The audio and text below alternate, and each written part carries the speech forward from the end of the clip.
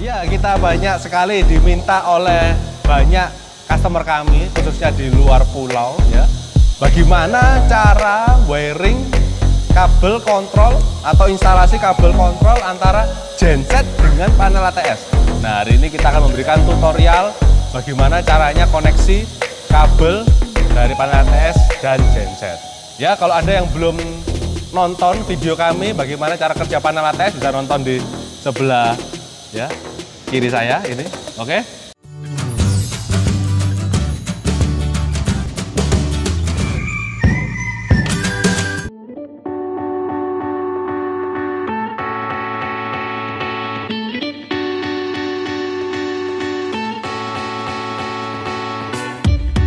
Oke, hari ini kalau Anda lihat di belakang saya sudah ada panel ATS dan genset.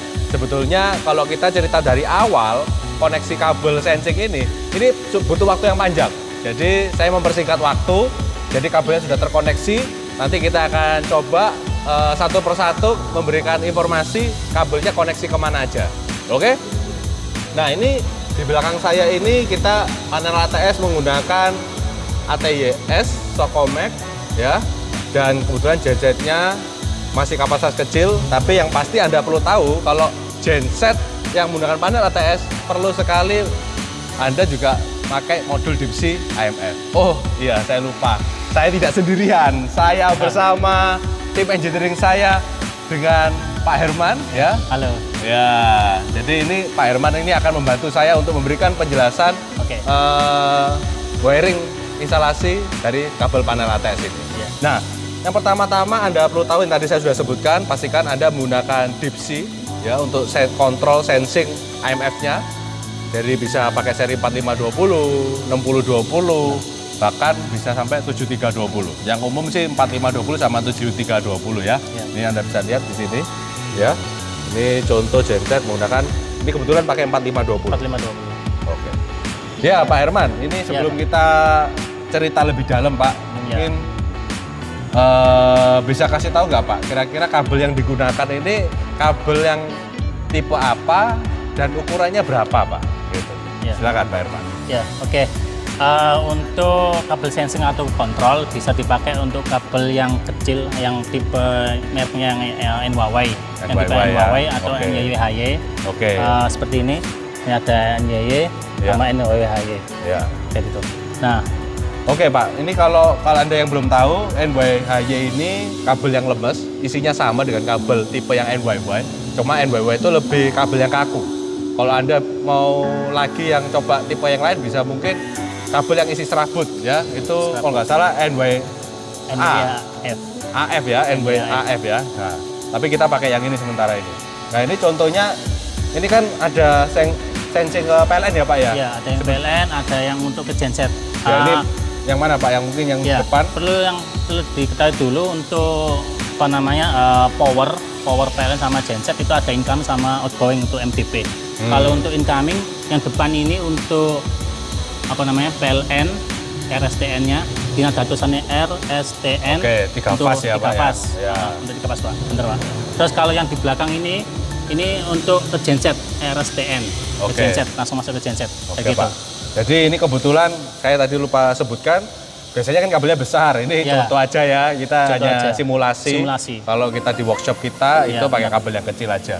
Nah kalau Anda tahu tadi saya belum lupa sebutkan ukurannya bisa pakai yang ukuran 1,5 mili, kalau memang jaraknya agak jauh antara panel ATS Anda atau sama genset Anda bisa pakai yang mungkin ukuran 2,5 mili. Ya, itu kabel kontrolnya. Kabel kontrolnya ya. Kalau kabel power sesuai dengan kapasitas. Ya, betul Pak. Jadi kalau kabel power atau kabel yang besar ini ngikutin kapasitas gensetnya, jadi ampernya pasti lebih besar.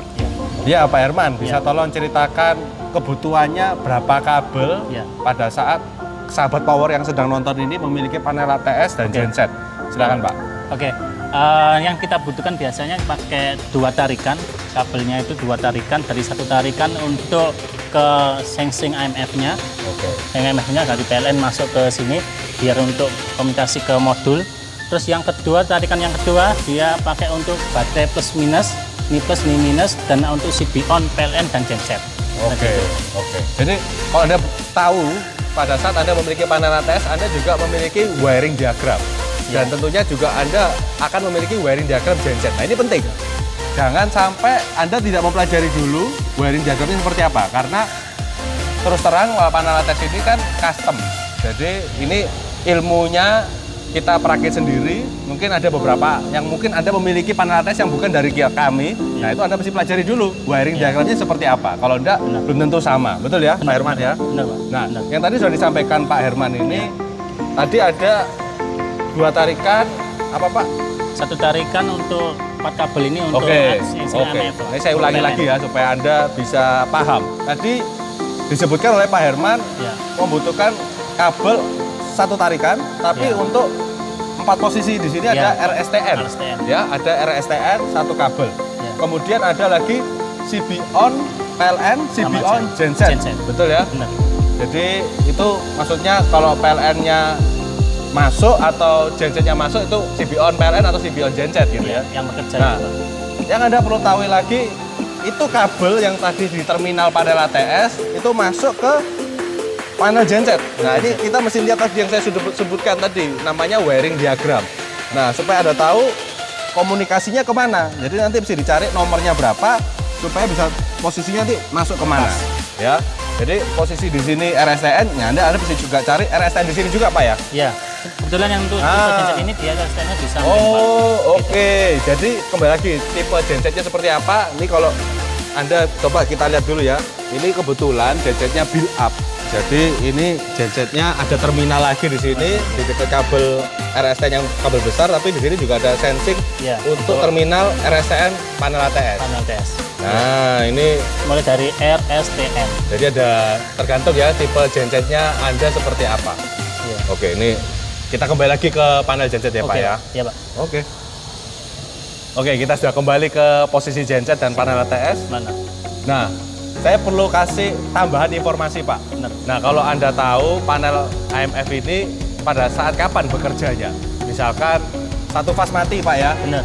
1 fase mati itu panel ATS-nya bekerja.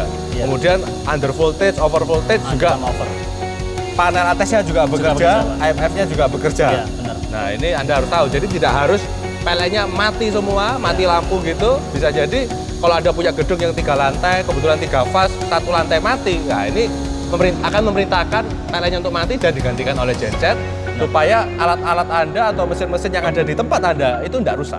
Benar, Pak. Ya, benar. Gitu ya Pak Herman ya. Benar, Pak. Oke. Jadi itu tadi kira-kira simulasinya kabelnya supaya Anda tahu komunikasi. Tadi ada 1 tambahan Pak, mungkin yang saya kelewatan, yaitu terminal untuk kabel B- Plus Pak. Ya, itu untuk baterai ya Pak ya. Untuk aki. Untuk aki ya. Jadi ada 8 tarikan. Iya, 8 tarikan. Ada ke RSTN, ada 4. untuk CB-on PLN, CB-on genset sama B+, B-. Oke, jadi itu kabel-kabel yang dibutuhkan. Tapi kalau nggak salah Pak ya Herman ya, ada lagi yang namanya emergency stop. Apa betul Pak?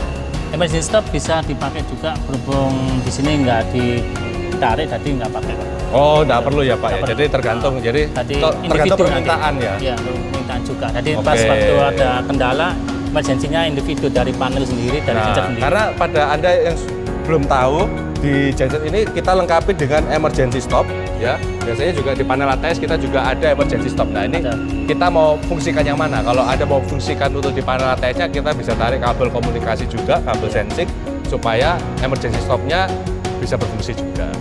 Oke, nah ini thank you Pak Herman, sudah banyak kita diberikan informasi. Semoga yang sedang nonton di YouTube channel ini bisa bermanfaat dan bisa belajar dan dapat membantu semua customer kami yang sedang di luar pulau yang ingin melakukan instalasi sendiri.